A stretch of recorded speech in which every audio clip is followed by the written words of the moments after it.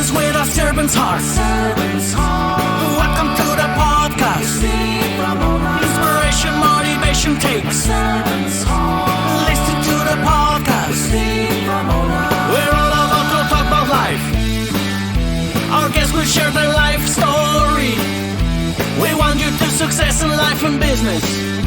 We're ready and we will start shortly. We're gonna talk about life. We're going to speak on business. You're gonna shine bright. We are going to witness.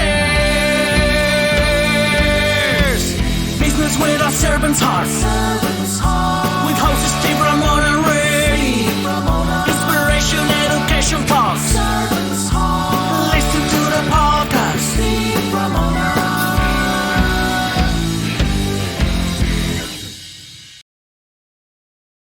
One. Welcome, everyone, to Doing Business with a Servant's Heart podcast. I'm your host, Steve Ramona. I'm so thrilled to have you join us today. I got a great guest for you.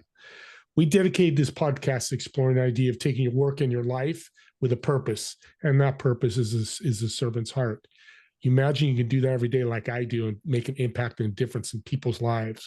We're also bringing guests on that are going to motivate you, inspire you, and educate you, whether it's servant's heart, in their business, in their life, just ways that you can make your life a little bit better. Here's your homework today, audience. Think about how you're going to serve yourself and others today and what impact you create today. Key word I circle all the time, imaginally, if that's even a word, is today. Talk to a lot of people. I think business people and people in life wait too long with indecision than making a decision. So decide today after you listen to the show who you're going to serve. It can be large, it can be small, it can be, doesn't matter. Just go out and practice that skill set of serving. I want to thank our incredible sponsor, Pantheon Alliance. Join a community of high-income entrepreneurs and business leaders who are creating this world-changing thought leader platform to grow not only the world, but your business. So for more information, you'll catch the link in the show notes. You can take a peek at that. We'll talk about impact and difference, and stories do that. Podcast is a story. It's a conversation that leads to a story, which leads to motivation, education, inspiration, all that. They're very important, especially in business. So we're going to talk to one of the experts in stories. Let's welcome to the show, Trish. Welcome. Thank you, Steve. I'm really looking forward to connecting with your audience. Why is story such a big impact in your life? Well, I started Share Your Stories Online as a philanthropy project about 7 years ago. It actually came about after publishing my second book when I was out on the speaker circuit talking about mentorship and role models. And I kept meeting awesome people like you who kept coming up to me and saying, Trish, I really want to share my story. And I thought, okay, how do I serve a global audience? How do I serve a wider audience? So we started a guest blog and we served 100 stories in the first year. And I thought, okay, we're onto something here. So what do I do next? So I went out and bought the URL, shareyourstories.online, met with my web developer and said, listen, we need to automate this because we want to make it simple, easy, accessible for folks. And so that's what you see in the current online platform, which we've kind of morphed and changed a little bit over the years as we've added different initiatives. But basically, it's sharing entrepreneurial stories under the umbrella of mentorship and breaking barriers to success, because we really do want you to be seen, heard, found, and hired. So we're on 5 continents with stories. We have almost 400 features, of which you've participated. Thank you very much. You're welcome. And it really gives folks, I find it gives folks a little bit of inspiration, right? Yeah, it's powerful. Like I said, beginning of the show, you do the same thing. Somebody listening or reading these stories, what do you think their emotions and goals will be? I think, to be quite honest, when you read the stories, you think, if they can do it, I can do it. Because it's really about ordinary people just like you and me who are doing extraordinary things in their communities. They're connecting, they're small business owners, they're connecting through sponsorship and volunteerism and donations. And, I really do believe in business today, if we don't have a philanthropic arm to what it is that we do, we're not going to survive. Because we really do now more than ever to support one another, because supporting one another is really how we're going to grow. Our platform is not about selling stuff. It's not about selling products and services. It's about information. It's about education. It's about making connections so that you can collaborate. I mean, look at us. We're collaborating together. You're going to be on my podcast. I'm on your podcast. You have a reach, I have a reach, and hopefully someone somewhere, the story will touch them in a meaningful way and help them to make their life a little bit better. Story's not good unless other people hear it or see it, right? So true. And you know what? We're not very good at sharing them, right? Yeah. You mentioned in the early part of your introduction that, we have almost got a mission. We have a responsibility to share our stories because you know what? We've all been through stuff. Nobody's life is perfect. And I think what people sometimes think, when you see a really successful person on TV or on the radio or musician or whatever, we think, wow, they were super lucky. Look at how lucky they are. But you know what? There's so much grit and grind that goes in behind the scenes that makes those things a success. And it's the people that just keep getting up every day with a new outlook and a new perspective and say, okay, what did I learn from yesterday? What do I want to accomplish today? And how is that going to help me achieve my goals for tomorrow? And I think that's really what it's all about. It really is. And I've watched or listened to documentaries on podcasts, hearing the stories of how their life's changed. When you become, Tom Brady, you're a celebrity. You walk everywhere.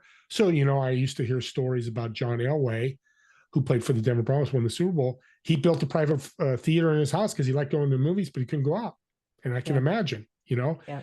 And I just watched a TV show. And it's fun. I don't usually talk this much, but it's called Lessons in Chemistry with Brie Larson. Fantastic show, especially women empowerment. But she went out to eat with her daughter and she just got successful on TV and they kept bothering her and it affected her life. So is there bad stories people can tell?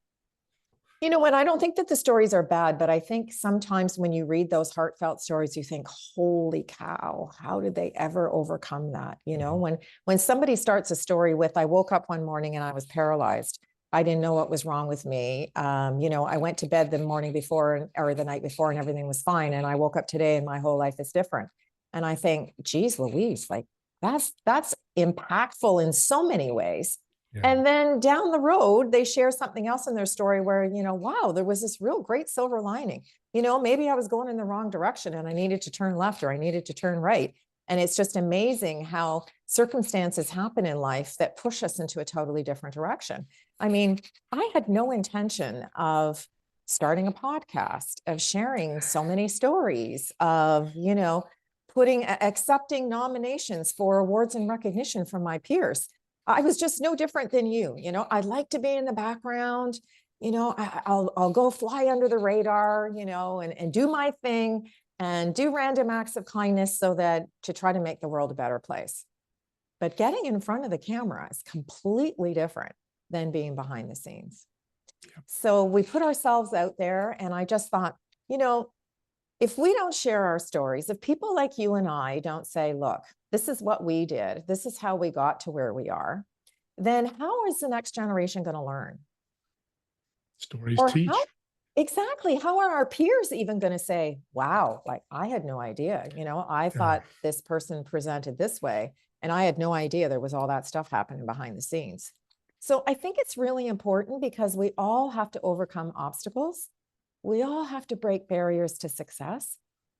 And success means something to everyone. It's a different definition. You know what? I have no judgment on the definition. I don't care what you do for a living. I don't care how much money you make.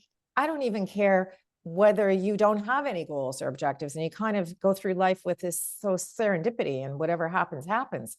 But you know what? At the end of the day, when we get to the end of the road, we have to have left some sort of impact in our communities, some sort of positive impact that makes it easier, better, more beneficial for the next generation. And I think now more than ever, we're really looking at that through a different lens. We are. And I love what you're doing because I can think of the stories on my podcast. Like I've never been in jail, but I had a gentleman. I don't know the experience. I've known none of it. I grew up, money and, never poor, all that. Nothing against me and nothing against Alfonso, who was on my show. But going through his story, spending 32 years in prison for a murder he never convicted, and to become out grateful. That story resonated. I remember it vividly today as it was 8 months ago when I did the show because it impacted me to live in his shoes. Talk about that when we learn from these people and their stories. You know, one of the things that we use was a quote at the bottom of every story, and it says, "May your legacy create a footprint of success for the next person who steps into your shoes." And I created that quote probably 7 years ago. And it just resonated with me because the more people that I met and the more stories that I heard, you know, one of the things I've learned is we're all so different and yet the same. Yeah. It doesn't matter where we live, doesn't matter what we do for a living. We're all humans. We all have the same challenges and the same obstacles at different times in life. And you know what? Sometimes just to be able to hear that somebody else was able to overcome something gives us the courage and the self-confidence to keep moving forward. And I think in today's day and age, you know, I was reading some statistics for my own network. We have over 5.5 million entrepreneurs in the world. Well, I mean, and some people may say, well, that's not very many, but you know what? They don't have a job. They're out there taking the risk, trying to make a difference. The risk and reward, of course, for being self-employed. I mean, I've been an entrepreneur for over 30 years. And I can tell you, when I started my first business, and I'm going to date myself here, there were no cell phones. There were no laptops. You know, we had maps and payphones if we were trying to connect with our customers. And, you know, when I'm out on the speaker circuit, I share that, people are like, how old are you? Like, really? So, you know, people don't realize that technology has changed and made our lives easier and yet in some ways more difficult. But it's how we use those tools to try to achieve our goals and objectives that I think is so interesting because we all do it differently. Yeah, so many good things in the world and so many bad things. The internet, it's the greatest thing, but it could be the worst thing. So we just got to keep perspective on that, understand that. Well, you've led to doing 2 books, led to sharing stories. Talk about your books. Well, my first book was about, it's called A Diary of Change, 12 Personal Tools. So it was about my own experience in change and transformation, because we've all had those stories. So I sort of share a diary of my first year, the year of firsts, I call it. I share an inspirational quote, a stretch and tone exercise that you can do. And the thing that was really cool about that book was I would receive these random quotes from people where they would share something with me. And it was just so poignant to the time, right? I was like, wow, that really is meaningful. So I shared them in the book. My fast forward to the second book, it was after being at a education program at Harvard Law School. So I took a certificate in mediation and dispute resolution, trying to separate myself from the competition in the business consulting world. And I was with 48 other people from around the world. And boy, did I feel humbled because I kept thinking, God, who is this person from Canada who's, you know, from west of Toronto? Like, what do you know? I was with people like really accomplished entrepreneurs. And it was in sort of sharing stories and chit-chatting with them at breaks. And then we start to talk about mentorship. And one of the gentlemen who was from Zurich, he said to me, you know, Trish, I have 2 daughters, and who do they look up to? You know, like movie stars and athletes and singers are kind of further afield. You know, they're a little further out of the nest. So, but we don't have any ordinary people that can inspire us. So when I got home, I actually decided to write a book, Breaking Barriers, 10 Entrepreneurial Women. And within 1 year of going to that course at Harvard, I had 10 women who agreed to participate, found a publisher, and was on the shelves in Barnes & Noble and in Canada here in chapters. And that was a pretty big feat because it took me a lot longer to write the first book than it did to write the second book. So being an author now, I love that we've got indie publishing. I love that we have traditional publishing. There's lots of choices. But I say to folks that writing a book now is no different than a business card. It adds to your credibility. Yes, there are people who make it in the publishing world and make a lot of money, but I don't think in nonfiction books that there's that much success from a monetary perspective. Yes, you touch people who have the opportunity to read your book, but I think it adds to our credibility and it also supports our mission and vision. So that book really, when I wrote that book, I had no idea I would do shareyourstories.online. I had no idea I would be sharing stories of entrepreneurs on 5 continents. Wasn't even in my strategic plan. It was just how it morphed. And it was because I listened to folks like you who said, can you do this? Well, no, I'm not doing it right now, but I guess if it's really important and I have enough people who are interested, sure, I'll do it. So I kind of say now, as long as there's stories to share, people who are interested in the interviews with the person behind the logo, and as long as we're collaborating with each other and attending our networking events that sort of open the door for new opportunities, I'm all in. Because this for me is philanthropy. It's my give back to the entrepreneurial community. And we actually started a grant program last year as a result of hearing over and over and over that the biggest obstacle, male, female, didn't matter where people lived, was financing.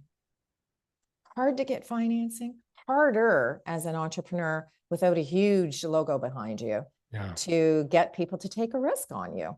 So we thought, okay, what can we do? So in our own small way, we have folks within the community. Our tagline is funding for entrepreneurs by entrepreneurs.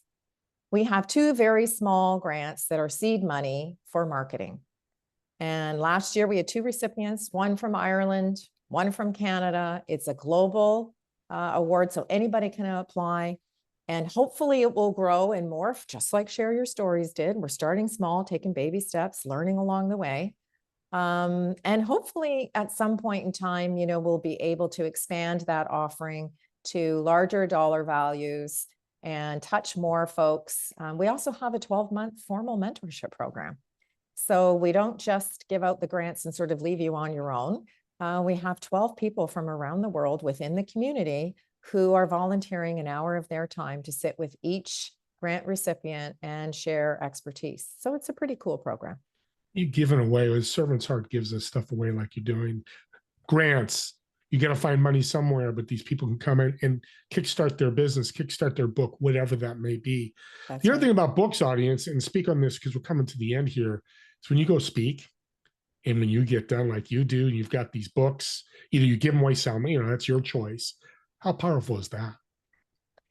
It really depends on the target market, right? Yeah. I would love everybody to at least leave a speaking engagement with one piece of information that they can practically use in life. And sometimes it doesn't resonate immediately. Maybe it might be something that sits with them for a day, a week, or a month, and then, it has something meaningful. But I really think that, because I try to get audience engagement too, because, I'm talking about mentorship. I'm talking about what you do. It's not about what I do. It's about what you do. What are you doing in your community to be a role model? How are you helping other people? That's really the focus of what I talk about. How do we nurture that? How do we even start? Where do you find a mentor? So all of these kinds of things I think are really important. And I mean, I've been in business for 34 years. I didn't have a mentor until I'd been in business for 30 years. You have to ask, right? You got to step out of your comfort zone and ask. And we don't know everything. I mean, heavens, some of the things I've had to teach myself in the last few years from a technology perspective, I'm like, oh, wow, I feel like I need to be an electric car. I need to brain dump all of the stuff I don't need anymore to make room for all the stuff that I need to learn in order to continue to grow and evolve. And the only way I can do that is meeting folks like you. Let's share expertise. Let's learn from each other. So it's doesn't matter on your age, your gender, your ethnicity. We all have experience and we all need to share. We're just looking for really heartfelt connections and platforms where we can meet folks who are like-minded. And I think that's the biggest challenge, right? We need to belong to networking groups that are not about selling stuff, but are about education and support. And that's the way we're going to be able to grow and make an impact on our communities. Servant's Heart, community of servants' hearts. That's what we're looking. I know that's what me and you are looking for when we first met. Absolutely. Because when you get from somebody like you, as you mentor somebody, guess what? They get to mentor somebody else. It's that pay it forward, which is why I love what you do. And shout out to my friend Hirsch, who's part of your group. I'm so glad he is, because he's got that huge servant's heart as well. We come right to the close to the end here. Podcast name, where they can find it, real quick, cliff notes on it. Sure. So Business Mentorship, Keeping It Real. We're on YouTube, Spotify, Amazon Music, iHeartRadio, and iTunes. We have over 200 podcasts. So people just like you and me who are sharing their stories. And go to shareyourstories.online. Check out our website. I'm sure you'll find like-minded individuals there. And if you're in business and you're interested in increasing your visibility and making some connections, join us with your story. Boy, did she open the door for all of you out there that are entrepreneurs. That was kicked wide open with a Bruce Lee kick. Wow, that is awesome. And thank you for doing that. Let's end with a fun little question I like to ask my guests. So I've got a reservation at a restaurant for you, table of 4. You're obviously going to sit in one of the chairs. And then 3 empty chairs. Who would you invite, whether dead or alive? And what food would you order for the table? So that's a really interesting question. So one person would be Coco Chanel, because I believe that she was one of the first influential female entrepreneurs of the time. Great name, by the way. Yeah. Every time you say that, Coco Chanel just rolls. Yeah, exactly.